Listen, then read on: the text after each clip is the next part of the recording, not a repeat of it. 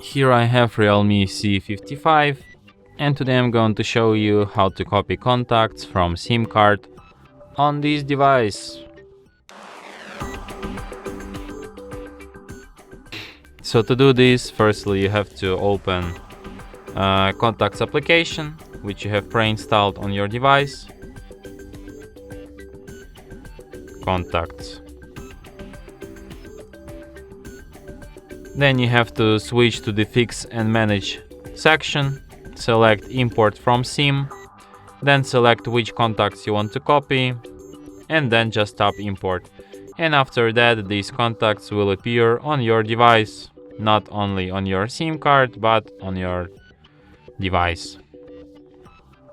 So yeah, and that's it. Thanks for watching. If you find this tutorial useful, don't forget to hit that like button and subscribe to our channel.